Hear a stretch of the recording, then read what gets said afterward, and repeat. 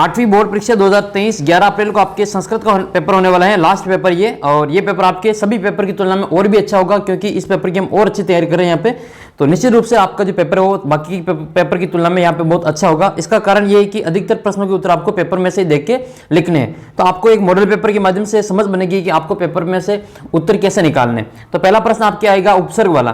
तो उपसर्ग वाला पहला प्रश्न इस प्रकार से, तो इसमें उपसर्ग बताना है कि ये जो रेखांकित पद है इसका आपको उपसर्ग बताना है कि उपसर्ग इसमें कौन सा है। तो देखो ये क्या है, दुर्गति। तो दुर्गति में क्या आ रहा है, दूर आ रहा है, तो इसमें उपसर्ग हो जाएगा आपके दूर। ठीक है। और संस्कृत में कितने उपसर्ग होते हैं ये मैंने आपको पिछले वीडियो में बताया था, तो आपको अगर पता हो तो याद हो तो आप कमेंट करके बता देना कि संस्कृत में कितने उपसर्ग होते हैं। दूसरे प्रश्न में आपको पूछा है लेप। तो लेप प्रत्यय बताना है। तो लेप प्रत्यय में आपके लास्ट में यह आता है ना, तो यह आ जाएगा आपके संभूय। संभूय ये आपके यह आता है, बाकी के विसर्ग तो इसमें नहीं आएगा। नेक्स्ट है आपकी तीसरा, इसमें आपको अवयव बताना है कि इसमें से अवयव कौन सा है। कदापि, सर्वदा, आम, सर्वत्र। ठीक है। तो ये ईश्वर अस्ति, ईश्वर क्या होता है, सब जगह पे विद्यमान होता है, तो ये हो जाएगा सब जगह पे सर्वत्र। ठीक है। ईश्वर है जो सब जगह पे विद्यमान है, सब जगह पे है, तो ये अवयव हो जाएगा आपके सर्वत्र।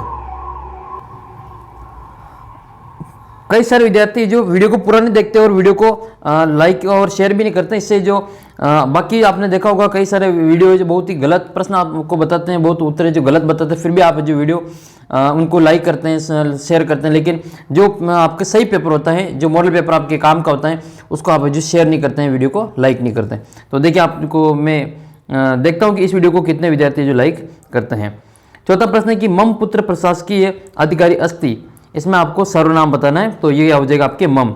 मम जो होता है आपके सर्वनाम के रूप में काम आता है। इसका ऑप्शन नंबर ख करेक्ट आंसर हो जाएगा। मम एक सर्वनाम है।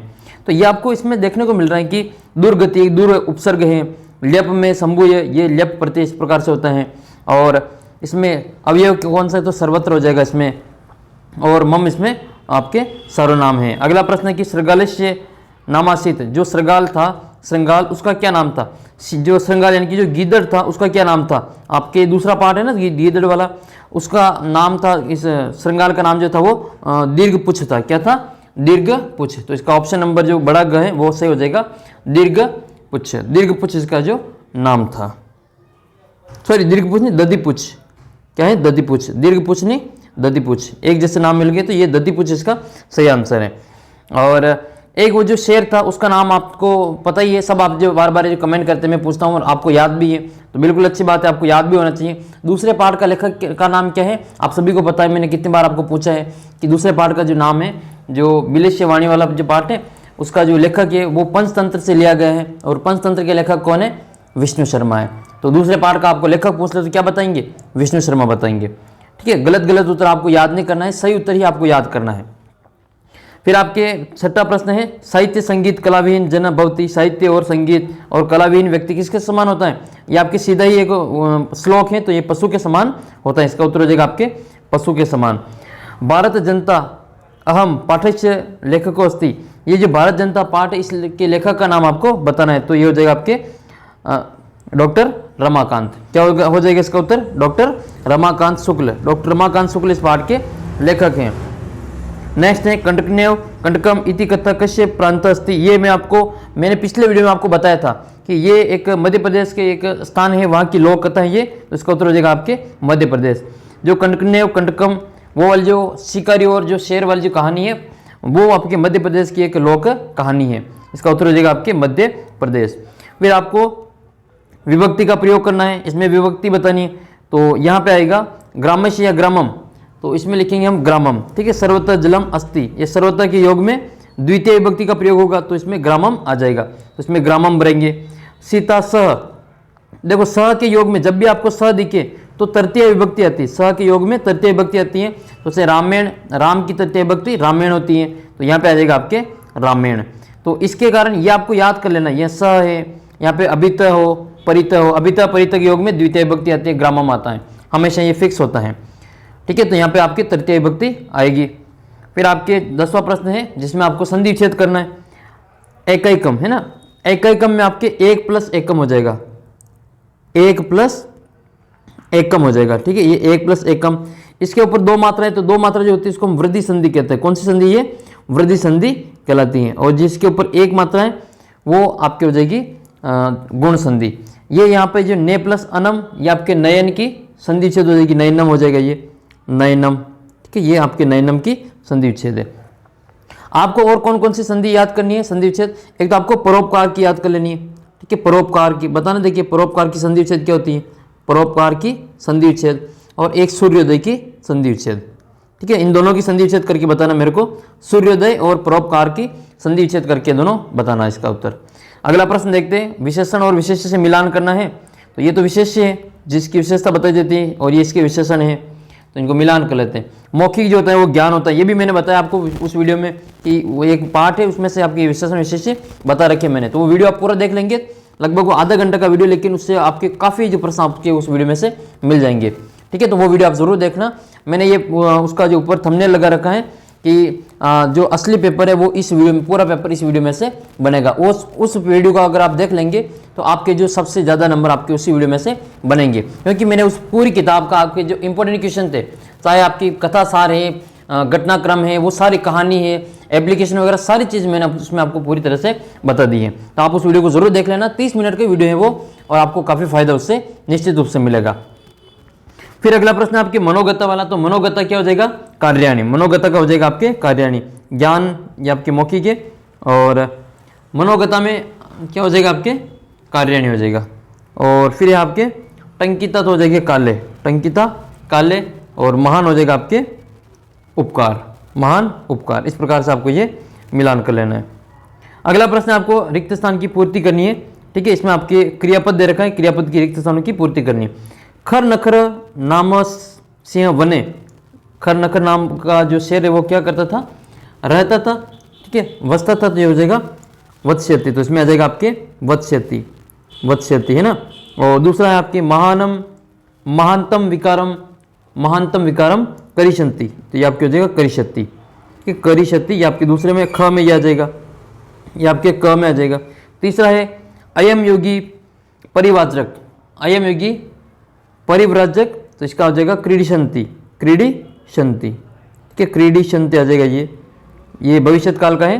सह स्वीय जीविका, इसका हो जाएगा निर्वक्ष्यति, जो बचा हुआ है वो इसमें लिख लेंगे, इनके उल्टे क्रम में लिखे हुए, आप इसको सही क्रम में लिख लेना। फिर आपको विद्याधर एक अवकाश प्राप्त शिक्षक अस्ति, रेखांकित पद में विशेषण विशेष बताना है। तो विशेषण क्या है, विशेषण है इसमें आपके अवकाश प्राप्त, ठीक है, ये अवकाश प्राप्त, उस शिक्षक की विशेषता है कि वो अवकाश प्राप्त है, तो यहाँ हो जाएगा आपके ये विशेषण हो जाएगा। और विशेष्य क्या हो जाएगा, उस शिक्षक की विशेषता है, तो आपके उसमें शिक्षक की विशेषता है, तो शिक्षक विशेष्य हो जाएगा। रेखांकित पदों से आपको प्रश्न निर्माण करना है। तो यहाँ पे देखो विसर्ग आ रहा है, तो ये प्रतिक्रिया, प्रतिक्रिया जो होती है वो स्त्रीलिंग है, तो इसमें आपके काह आएगा, क्या आएगा, काह, इसकी जगह पे काह कर देना, आपको प्रश्न बन जाएगा। महति, तो ये सूर्यास्त समय एका महति गुहा अपश्यत, तो महति का मतलब बहुत बड़ी, तो ये इसको जब हम हिंदी में पढ़ेंगे कि सूर्यास्त के समय उसने बहुत बड़ी गुफा देखी, तो इसका प्रश्न क्या बनेगा, सूर्यास्त के समय उसने कैसी गुफा देखी, कैसी गुफा देखी, तो बहुत बड़ी गुफा देखी।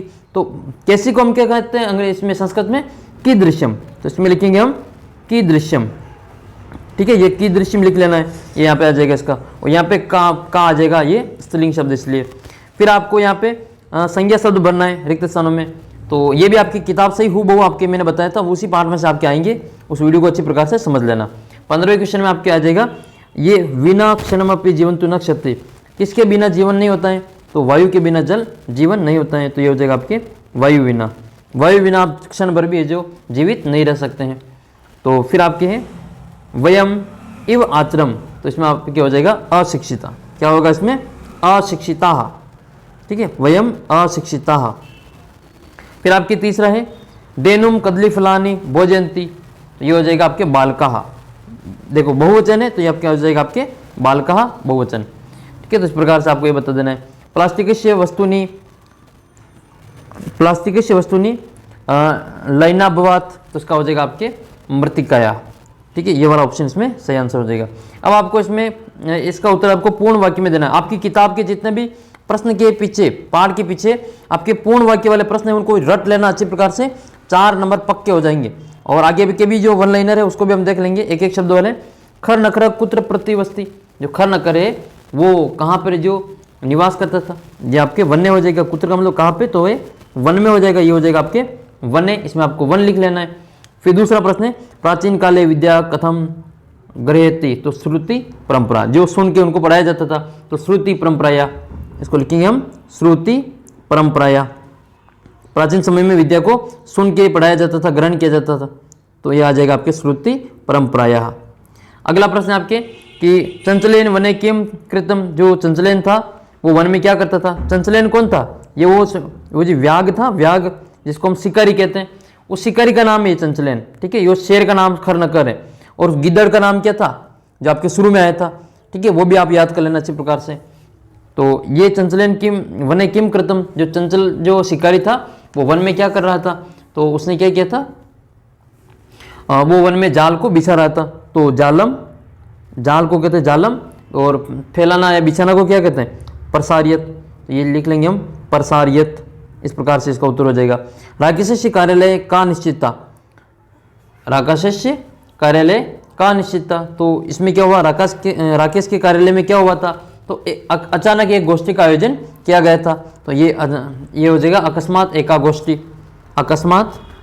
अकस्मात एकागोष्ठी, अचानक एक गोष्ठी का आयोजन करवाया गया था। नेक्स्ट है फिर एक एक पद में इसका उत्तर देना, एक एक शब्द में। व्यसनीन किम नश्यति, व्यसनीन किम नश्यति, तो ये हो जाएगा आपका विद्याफलम, एक शब्द में उत्तर हो जाएगा इसका विद्याफलम। और पीडीएफ के लिए आप हमारा ऐप डाउनलोड कर लेना, जैसे मैं आपको 8वीं क्लास में समझा रहा हूँ चीज़ें, उससे भी और बेहतर तरीके से मैं आपको 9th क्लास की जो आपकी पूरी गणित है वो बिल्कुल यूट्यूब पे आपको इसी प्रकार से पूरी करवाऊंगा। आपको एक दिन भी ट्यूशन जाने की आवश्यकता नहीं पड़ेगी। अगर आप वीडियो लगातार देखेंगे मेरे, तो गणित और विज्ञान की मेरी पूरी गारंटी कि आपके जो सबसे ज़्यादा नंबर गणित और विज्ञान में आएंगे।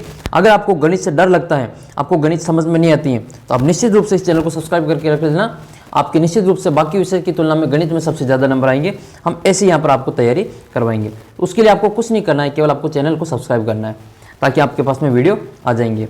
तो हम पूरी तैयारी के साथ में आपके साथ तैयारी करेंगे और आपको गणित में और विज्ञान में सबसे बेस्ट बनाने की कोशिश करेंगे।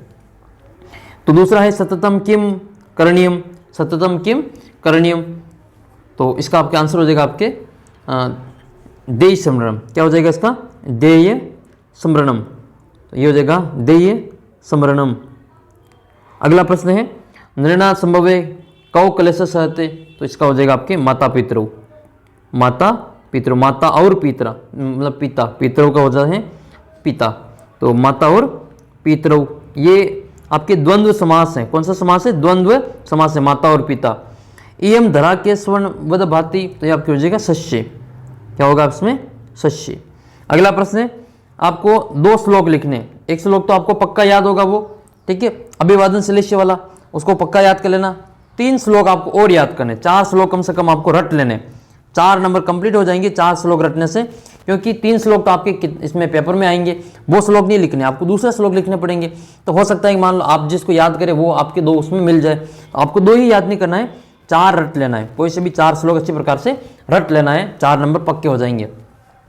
फिर आपको मिलान करना है श्लोक से, ये श्लोक वाला भी मैंने आपको बता रखा है इसमें, किताब का जो जितने भी श्लोक है, श्लोक वाले पार्ट है, चाहे वो सुभाषितानी है, नीति शतकम वाला पार्ट है, ठीक है, तो वो सभी आप है जो, चाहे वो आपके पहली वाला पार्ट है, लास्ट वाला 15वां पार्ट, वो सभी आप है जो उसमें देख लेना। इसके मिलान करने वाले प्रश्न इसी इन तीनों ही पार्ट में से आएंगे। तो पहले स्तंभ में और दूसरे स्तंभ में इसको मिलान करना है। तो ये हो जाएगा आपके दन्य को किसके साथ में मिला लेंगे, महिरोहा, ठीक है, दन्य जो मिलेगी वो महिरोहा के साथ में मिल जाएगा। और मधुमक्षिका, मधुमक्षिका मिलेगी माधुर्य, माधुर्यमेव जनियेत। और वायसा किसके साथ में होगा, मूर्धिन तिष्ठति, वायसा मूर्धिन तिष्ठति। और नष्ट क्रियस्त, ये हो जाएगा आपके कुलम नश्यति। इस प्रकार से श्लोक आपकी किताब से ही पूछे जाएंगे, जो आपको याद नहीं है वो जो किताब के पीछे प्रश्न दे रखे हैं ये वाले श्लोक को मिलान करने वाले, आप तो वो ही रट के चले जाना, अच्छे नंबर आ जाएंगे। आपको किसी रियल पेपर के चक्कर में पढ़ने की जरूरत नहीं है, मेहनत करो खूब और खूब नंबर आपके आएंगे, ये मैं आपको पूरा विश्वास दिलाता हूँ। यहाँ पर 20 नंबर में एक चित्र दे रखा है, आपको 4 वाक्य बनाना है। ये किसका चित्र है, ये एक मेले का चित्र दिख रहा है आपको, ये मेले का चित्र। यहाँ पे चक्रियाँ लग रही, देखो ये डॉलर चक्री लग रही है, यहाँ पे एक ऊँट गाड़ी, ये ऊँट चल रहा है, और ये आपके मेले का पूरा चित्र बनाया गया है, दुकानें लगी हुई है इसमें। तो इसको हम कर लेते हैं। ये किसका चित्र है, तो ये जो चित्र आपको दिखाई दे रहा है ये आपके मेला का चित्र है, तो इसमें आ जाएगा आपके मेला पके, ठीक ठीक है, ये पहले में आ जाएगा आपके, इसी में से देख के लिखना है, मेला पक्के हो जाएगा इसमें, मेला पक्के, ये मेले का चित्र है। मेला पक्के बहवा संति, मेले में बहुत से कौन है, क्या है, तो उसमें बहुत सी दुकानें हैं, तो ये दुकान को कहते हैं आपना, तो इसमें लिखेंगे आपना, आपना, दुकानों को क्या कहते हैं, आपना कहते हैं। और मेला पक्के एक संति, मेला में एक और क्या है, तो एक दोलनानी यानी कि झूला, झूले को कहता है दोलन, तो दोलनानी हो जाए इसका, इसमें दोलनानी, तो मेले में एक झूला भी है।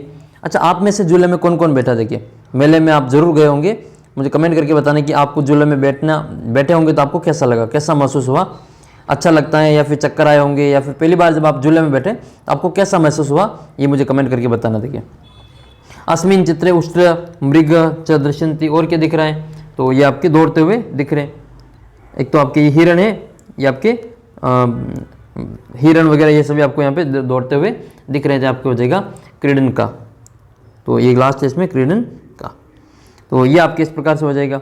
फिर आपकी एक कहानी है, वो शेर और चूहे वाली कहानी, तो आपकी किताब में भी दे रखी है कहानी, तो इसको आप अच्छी प्रकार से याद कर लेंगे। सबसे पहले ये आएगा कि कश्मीर वन प्रदेश से प्रविष्टि सम, तो सबसे पहले तो वो शेर था, तो वो शेर की कहानी है, तो एक वन में एक शेर रहता था, तो सबसे पहले इसमें आएगा सिंह, तो इसमें भरेंगे हम सिंह।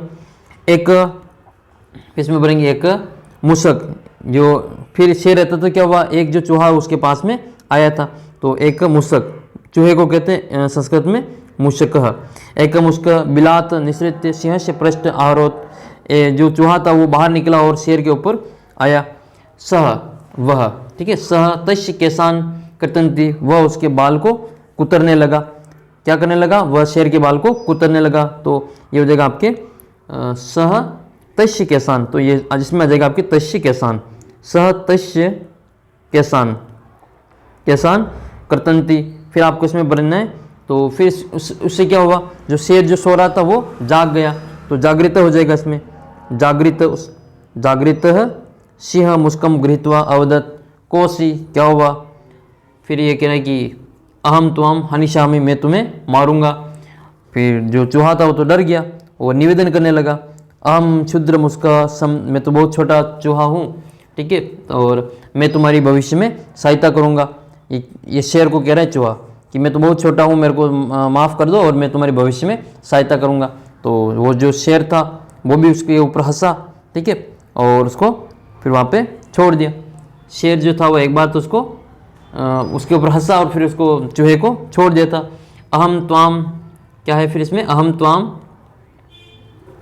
एक मिनट इसको वापस चेक करते हैं, हाँ, तो जागृत सिंह, फिर इसमें लिखा है इन्होंने कि जागृत सिंह शेर जगा और उसने पकड़ लिया और वो उसको फिर उसने विनती की, चूहे ने विनती की और उसने फिर उसको छोड़ के हंस दिया। फिर क्या हुआ उसके बाद में, फिर एक बार जो शेर था वो एक बार एक जाल में फंस गया, तो इसमें आगे जाल को कहते हैं पाश, तो एक वो पिंजरे में या फिर जाल में फंस गया। मुस्क जो चूहा था वो वहाँ पे आया, उसने आवाज़ लगाई शेर ने, और वह चूहा वहाँ पे आया और उसने अपने तीखे दांतों से उस जाल को काट दिया, तो उसको पास मुक्त कर दिया था।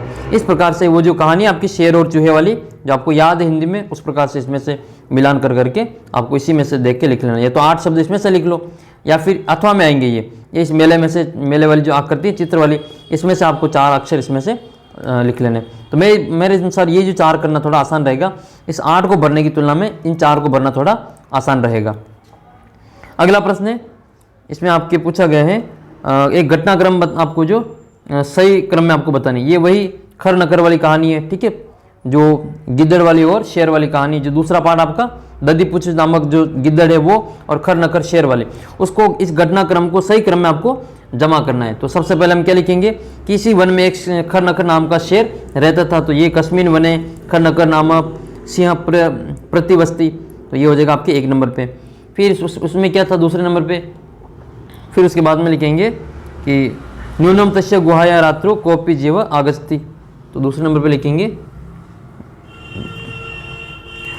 न्यूनम एतस्य गुहाया रात्रि कोपी जीव आगस्ती। फिर हम लिखेंगे इसमें तीसरे नंबर पे कि एतस्मिन अंतरि गुहाया स्वामी दधिपुच्छ श्रृंगाल समागच्छत, जो उस गुफा का जो स्वामी था, क्या नाम था उसका, उस गुफा का जो स्वामी था उसका नाम था दधिपुच्छ। दधिपुच्छ नाम का एक गिद्दड़ था वो, ठीक है, गिद्दड़ का नाम है ये दधीपुच्छ। श्रृंगाल, हिंदी में इसको गिद्दड़ कहते हैं, संस्कृत में इसको श्रृंगाल कहते हैं। तो फिर वो उसका गुफा का स्वामी उसके पास में आया। फिर उसके बाद में क्या हुआ, स च यावत पश्यति, उसने क्या देखा होगा कि उसके जो पैर के चिन्ह वो जाते हुए तो बन रहे लेकिन बाहर निकलते हुए वापस नहीं आ रहे। तो स यावत पश्यति तावत सिंह पदत पद्धति गुहा प्रष्टि दृष्टि न च बहिरागत, यानी कि अंदर जाते हुए तो बन रहे लेकिन बाहर आते हुए उनके चिन्ह नहीं बन रहे। फिर क्या हुआ, तो फिर उसने जो एक दिमाग लगाया और उसने जो आवाज़ लगाई, क्या उसने उसको आवाज़ लगाई, यदि त्वम माम, ये कह रहा है यदि त्वम माम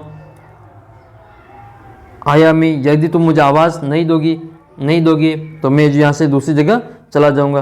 तो वो जो कहता है कि आपकी मेरे साथ में शर्त हैं, जो गिद्दड़ है वो कहता है कि गुफा की मेरे साथ में शर्त है कि आप मुझे आवाज़ दोगे तो भी मैं अंदर आऊँगा, अगर आप आवाज़ नहीं देंगे तो मैं दूसरी गुफा में चला जाऊँगा। फिर वो जो सोचता है, जो शेर है वो सोचता है कि अगर मैं उसको आवाज़ दूंगा तो वो जो अंदर आ जाएगा। तो नून में सा गुहा स्वामीन सदा सम्मोहित करोती, वो जो उसको हमेशा ही आवाज़ देती थी, ठीक है, इस प्रकार से। फिर इसमें लिखेंगे तदम अश्य आह्वान करोमी, फिर वो जो उसको आह्वान करता है, फिर वो उसको आह्वान करता है। तो आह्वान करता है तो फिर उसको पता चल जाता है गिद्दड़ को कि उसके अंदर तो शेर है। और लास्ट में वो सिंह जो उच्च गर्जना प्रतिध्वनि, जो शेर की उच्च ध्वनि होती है वो सुन के जो गिद्दड़ था वो वहाँ से भाग जाता है और बाकी के जानवर भी वहाँ से भाग जाते हैं। ये आपको जो कहानी वो इस प्रकार से क्रम में घटना में बतानी है।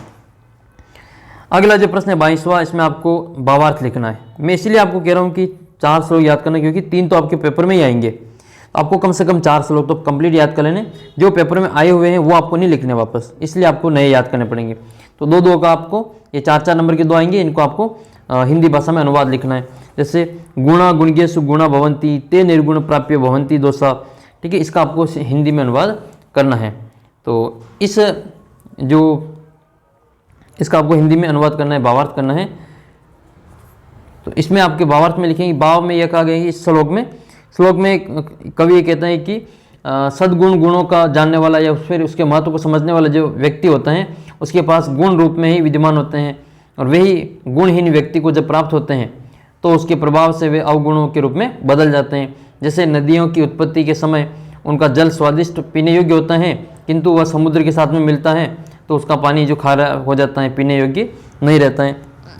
कहने का मतलब आप जिस संगति में रहेंगे, जैसा आप है जो जैसे लोगों के साथ में आप रहेंगे आपका व्यवहार भी ऐसा ही हो जाएगा। आपका दोस्त अगर मान लो गाली निकालता है तो आप भी धीरे धीरे गाली निकालना सीख जाएंगे। और तो यही संगति का असर होता है और यही इस दोहे के अंतर्गत कहा गया है। फिर आपकी ये मनु वाला जो दोहा है इसको भी आप इसमें अनुवाद कर लेना है। इसमें कहते हैं कि यह श्लोक महर्षि मनु द्वारा प्रणीत मनुस्मृति से लिया गए हैं। इस श्लोक में बताया गया है कि जिन अच्छे कर्मों को करने से अंतरात्मा प्रसन्न होती है उस कर्म को प्रयत्नपूर्वक करना चाहिए, और उसके विपरीत जिन शास्त्र और लोक विरुद्ध कर्मों को करने से आत्मा को कष्ट होता है उन कर्मों का त्याग करना चाहिए। तो जैसे मेरे को आपकी ये वीडियो बनाने में मेरे को मज़ा आता है, इंटरेस्ट आता है, क्योंकि आपका इसमें फ़ायदा है। आप मेरे वीडियो बनाने से अगर आपको फ़ायदा मिलता है तो मेरे को बहुत ही इंटरेस्ट आता है, इसलिए मैं आपके लिए वीडियो बनाता हूँ। कई बार तो मैंने लगातार 3-3 रात भर जो 2-3 रात है जो मैं सोया नहीं हूँ, उसके लिए आपके लिए इतने सारे वीडियो मैंने अपलोड किए हैं। तो उसके लिए टाइम भी लगता है, लिखना भी पड़ता है। केवल फालतू में झूठ बोलकर आपको गुमराह करने का मतलब नहीं है। तो जो मेरे को पसंद है काम करना, जो आपके फ़ायदे का काम है तो वो करना मुझे पसंद है। कोई ऐसा काम जो आपको नुकसान पहुंचाते है तो वो काम मेरे को बिल्कुल भी पसंद नहीं है। 23 नंबर क्वेश्चन है कंटकन्य और कंटकम आर्यभट्टम, इन दोनों में से किसी एक कथा सार को हिंदी में लिखना है। तो आप ये कंटकम वाली जो कहानी है 5वां पार्ट आपके ये इस पार्ट से आप ले लेना। शिकारी और वो शेर वाली जो कहानी है वो वाली कहानी आपको याद कर लेनी है। आप दूसरे पार्ट की कहानी को भी याद कर लेना, ठीक है। वो खरनकर और वो जो दधीपुच्छ श्रृंगाल था उसकी दोनों की कहानी भी याद करनी है। कहीं ना कहीं ये दोनों आपकी परीक्षा में 100% पूछी जाएगी, इसको अच्छी प्रकार से रट लेना, ठीक है। परीक्षा के बाद में फिर आप आके कमेंट करेंगे हाँ सर ये आया था, ठीक है। ये मैं आपको पूरा विश्वास दिलाता हूँ, क्योंकि ये हर बार पूछी जाती है तो हर बार आपकी ये इस बार भी आएगी। फिर आपको ये देखो सत्संगति के विषय में आपको निबंध लिखना है कि आपकी संगति अच्छी होगी तो फिर उसका जो संगत का प्रभाव भी आपके ऊपर देखने को मिलता है। तो इसके ऊपर आपको एक निबंध लिखना है। जैसी संगति करेंगे वैसा आपका जो व्यवहार होगा। या फिर इसके अथवा में आएगा आपके एक प्रार्थना पत्र। तो प्रार्थना पत्र लिखना थोड़ा आसान है, क्योंकि इसमें आपको ये 4-5 शब्द ही इसमें से 8 शब्द ही इसमें से ढूंढ के लिखने हैं। तो कुछ शब्द आपको पता है कि कौन कहाँ पे आएगा, जैसे सेवायाम श्रीमंत प्रधानाचार्य महोदय राजकीय प्राथमिक विद्यालय आपको यहाँ पर आएगा, ये ऊपर आ जाएगा इसमें। तो प्राथमिक उच्च प्राथमिक विद्यालय महाविद्यालय जैसे भी आपके आए प्रधानाध्यापक प्रधानाचार्य, तो वो इस डिब्बे में आ जाएगा। तो इसमें देखो यहाँ जगह छोड़ी हुई, स्कूल का नाम छोड़ रखा है, तो स्कूल का नाम है इसमें, जैसे हम भर देंगे भरतपुर भर देते हैं, भरतपुरम, ठीक है, भरतपुरम भर देते हैं। फिर दूसरे प्रमाण पत्र की, तो ये स्थानांतरण टीसी की ये आपकी एप्लीकेशन है, तो स्थानांतरण प्रमाण पत्र मोस्ट इंपॉर्टेंट टीसी की, और एक आपके ज्वर पीड़ित वाली, और एक आपके बड़ी बहन की शादी वाली है, बगन्या की जो शादी है वो वाली। तो उसका आप तीन ही आप अच्छी प्रकार से याद कर लेना, इन तीनों में से एक आपके 100% आ जाएगी। फिर आपके यहाँ पे स्थानांतरण प्रमाण पत्र का लिख लेना, स्थानांतरण प्रमाण पत्र प्राप्तु प्रार्थना पत्रम महोदय सविनय निवेदनम अस्ति मम पिता अत्र, मम पिता अत्र, इसमें आपको अत्र में क्या बनना है, लिपिक, यानी कि ये बाबू है, लिपिक का मतलब होता है बाबू, ये लिपिक भर देंगे इसमें, मम पिता अत्र लिपिक अस्ति तस्य स्थानांतरण, अपने भरतपुर तो पहले भर दिया, अब हम क्या भर देंगे, दोसा नगर भर देंगे, दोसा नगरम तस्य स्थानांतरम दोसा नगरम अभवत, उनका स्थानांतरण दोसा नगर में हुआ है। मम यानी कि मेरा परिवार, मेरा परिवार मेरे पिता के साथ में, अच्छा ये भरतपुर आ रहा है तो आपको यहाँ पे भरतपुर भरना है और यहाँ पे आप दोसा भर देना, कोई बात नहीं, ये नगर का नाम आप इसमें यहाँ दोसा भर के यहाँ पे भरतपुर कर देना, क्योंकि यहाँ पे भरतपुर दे रखा है। तो मम परिवार मम पितरा सह भरतपुरम गमिष्यति, मेरे परिवार मेरे पिता के साथ में भरतपुर जा रहा है। अहम अस्मात् विद्यालयात, मैं इस विद्यालय में, ठीक, अस्मात् है तो फिर विद्यालयात आ जाएगा इसके साथ में। अहम अस्मात् विद्यालयात सप्त कक्षा उत्तीर्णवान, मैं इस कक्षा से 8वीं कक्षा में उत्तीर्ण हूँ, 7वीं कक्षा में उत्तीर्ण हूँ। अष्ट कक्षायाम, अब वो वापस किस कक्षा में है, 8वीं कक्षा में जाएगा, ठीक है, भरतपुर पटिश्याम, वो जो 8वीं कक्षा है वो आपके भरतपुर ही पड़ेगा। अतः मया स्थानांतरण प्रमाण पत्र, मया स्थानांतरण प्रमाण पत्र प्रदाय, प्रदाय का मतलब होता है देना, देने की कृपा करें। और फिर आपके लिखेंगे भवदीय आज्ञाकारी शिष्य, ठीक है, आज्ञापालक शिष्य, फिर आपको यहाँ पे डेट डाल देनी है और यहाँ पे धन्यवाद लिख देना है। और वैसे यहाँ पे लिखा हुआ मिलेगा आपको जो 8 रिक्त स्थान भरने वही भरने, इसमें राजकुमार नाम लिख लेना है और अपनी कक्षा का नाम लिखना है, अष्टम कक्षा या। तो ये आपको पूरी तरीके से समझ में आ गया होगा किस प्रकार से आपको ये लिखना है। अगला प्रश्न देखते हैं। अगला प्रश्न है आपके अधोलिखित पठित्वा प्रश्न नाम उत्तराणी संस्कृत भाषा में लिखित, इस गद्यांश को पढ़ के ये आपके संस्कृत में उत्तर देना है। तीसरी बार आ चुका है, देखो ये खर नखर वाला जो आपके पार्ट है वो तीसरी बार, कितना इंपॉर्टेंट पार्ट है आपके दूसरा part, very very most important है दूसरा पार्ट। एक आपके सावित्री वाला पार्ट और एक आपके ये खर नखर वाला पार्ट, तो इसको आप अच्छी प्रकार से रट लेना, समझ लेना, इसको हिंदी में अनुवाद वगैरह करके अच्छी प्रकार से समझ लेना, काफ़ी अच्छे नंबर आएंगे आपके। प्रश्न ये गद्यांश को पढ़ लेते पहले। कस्मिन वने खर नकर सिंह नाम सिंह प्रतिवस्ती स्म, तो एक किसी वन में जो एक खर नकर नाम का शेर रहता था। सह कदाचित इत्यस्त्र परिभ्रमण क्षुद्रात न किशंति आहार प्राप्तवान, वह इधर उधर घूम रहा था लेकिन उसको भोजन नहीं मिला। अतः सूर्यास्त समय एका महती गुहा दृष्टवा, शाम के समय में सूर्यास्त के समय उसने बहुत बड़ी गुफा देखी। दृष्टवा का मतलब यहाँ कत्वा पढ़ते हैं, दृष्टवा में आप याद करना है, दृष्टवा मैंने बताया था आपको, टवा के दो या फिर त्वा के दो, ये इसके पहचान है, कत्वा प्रत्यय की पहचान है। कत्वा प्रत्यय की पहचान क्या है, या तो उसके लास्ट में ट्वा होगा या त्वा होगा, तो इसमें ट्वा है तो इसमें कत्वा प्रत्यय है, कत्वा, केवल त्वा नहीं कत्वा प्रत्यय है, इसमें कत्वा प्रत्यय है।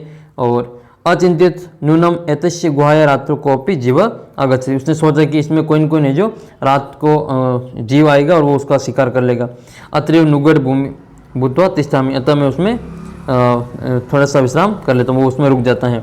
तो इसमें आपको इसका गद्यांश का जो शीर्षक वो बताना है, तो शीर्षक बताएंगे आप इसमें, या तो पाठ का नाम लिख लेना, इस पाठ का नाम, या फिर महती गुफा लिख लेना, ये गुफा के अंदर की बात हो रही है तो महती गुफा हो जाएगा।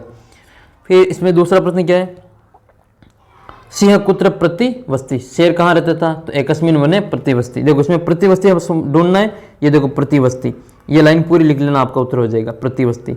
और प्रतिवस्ती में प्रति उपसर्ग है, याद रखना है, प्रतिवस्ती में प्रति उपसर्ग है, याद कर लेना, प्रति उपसर्ग है, ठीक है। थोड़ा सा एक्स्ट्रा चीज़ें भी आपको पढ़नी है इसमें। प्रतिवस्ती तो ये आपके वन में रहता था, तो ये लाइन लिख लेनी है। फिर आपके तीसरा है कि सिंह कदा महती गुफाम अपश्यत, ये किस समय देखा था, तो वो सूर्यास्त के समय देखा था, तो ये देखो सूर्यास्त समय एका महती गुफा दृष्टम। नेक्स्ट है गुहा दृष्टवा सिंहम किम अचिंत्यत, कि उसने क्या सोचा कि कोई ने जो इस रात्रि में इस गुफा के अंतर्गत जीव आएगा और उसका शिकार कर लेगा। तो ये अचिंतित, देखो ये रहा अचिंतित और ये रहा अचिंतित। तो स अचिंतित में आपको ये वाली पूरी लाइन लिख लेनी और आपका उत्तर कंप्लीट हो जाएगा। तो इस प्रकार से आपको अपने प्रश्नों के उत्तर तैयार कर लेने हैं। ऐप डाउनलोड कर लेना प्ले स्टोर से, ताकि आपको जो और भी महत्वपूर्ण पीडीएफ वगैरह आपके 9th क्लास के जितने भी आगे और भी तैयारी होगी उसको भी आप निरंतर कर पाएंगे। बिल्कुल फ्री ऑफ कॉस्ट आपको यहाँ पे सारी चीज़ें उपलब्ध करवाई जा रही है, तो उसका पूरा फ़ायदा लेवें। और आधा घंटा अगर किसी ने वीडियो देखा तो निश्चित रूप से उसको बिल्कुल फ़ायदा मिलेगा। तो जल्दी मिलेंगे आपको और वीडियो के साथ में। जितने आप मॉडल पेपर सोल्व करना चाहते हो सोल्व कर लेना, आपको बहुत ज़्यादा फायदा मिलेगा। ठीक है, केवल आप पेपर देखने से आपका पेपर सही नहीं होगा, पुराने पेपर देखने से आपका पेपर सही नहीं होगा। उस पुराने पेपर को भी आप अच्छी प्रकार से याद करना पड़ेगा, और उसमें से भी वही याद करना जो आपकी किताब में है, वो मत याद करना जो आपकी किताब में ही नहीं और आपके आएगा भी नहीं। ठीक है, तो मैं आपको वही चीज़ें बता रहा हूँ जो आपके आने लायक हैं और आपके बहुत ही काम की चीज़ें। तो इसी आशा और उम्मीद के साथ में आप चैनल को सब्सक्राइब करेंगे, वीडियो को लाइक करेंगे, और चैनल को सब्सक्राइब करने के साथ ही वीडियो को अपने दोस्तों के साथ में शेयर भी करेंगे। ऐप को डाउनलोड कर लेना, और 8वीं का जो व्हाट्सअप ग्रुप है उसको ज्वाइन कर सकते हैं, उसका लिंक नीचे डिस्क्रिप्शन बॉक्स में दे रखा है। तो जल्दी मिलेंगे आपको एक नए पेपर के साथ में। तब तक इस वीडियो को आप देखा तो धन्यवाद। जय हिंद, जय भारत।